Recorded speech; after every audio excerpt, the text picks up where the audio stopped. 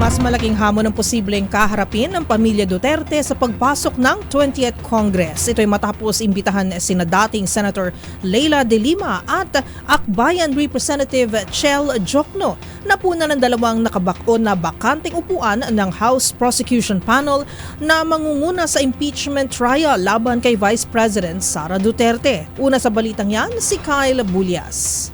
Kabilang na sa House Prosecution Team para sa impeachment trial laban kay Vice President Sara Duterte, sina dating Senador at ngayon incoming ML Representative Attorney Leila De Lima at incoming Akbayan Representative Attorney Chel Jokno. Ito ay matapos bigong makabalik sa Kongreso sina Ako Bicol Party List Representative Raul Angelo Bongalon at si Jensen Representative Loreto Acharon sa katatapos lamang na midterm election.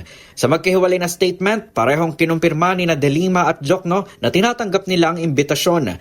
Matatandang ang Akbayan Party List sa pangunguna ni Representative Percival Sendanya ang naging principal sponsor ng pinakaunang impeachment complaint na inihain laban kay VP Sara.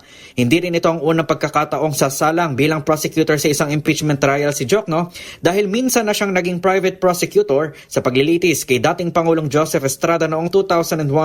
Samantala, sinabi naman ni De Lima na ang kanyang pagtanggap sa responsibilidad ay walang personal na dahilan kundi pagtugon lamang sa tiwalang ipinagkaloob ng publiko. Mababatid na masugid na kritiko si De Lima ng madugong war on drugs ng ama ni VP Sara na si dating Pangulong Rodrigo Duterte. Samantala, ayon naman kay House Speaker Martin Romualdez, malaking tulong ang kredibilidad at integridad ng dalawa para tiyaking ang gagawing paglilitis ay magiging makatarungan. Sa panig naman ng lead prosecutor ng Kamara na si 4-piece Party List Representative Marcelino Libanan, welcome din sa kanya ang naging pagtanggap ni na De Lima at Jokno sa responsibilidad.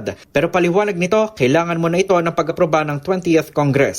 Bukod kay Libanan, makakasama ni na De Lima at Jokno sa House Prosecution Team sina Representative Jervil Luistro, Representative Romeo Acop, Representative Ramon Gutierrez, Representative Joel Chua, Representative Arnan Panaligan, Representative Isabel Zamora, Representative Lawrence Defensor at Representative Jonathan Flores. Para sa MBC TV Network News, ito si Kyle Bulias ng DZRH, una sa Pilipinas, una sa Pilipino.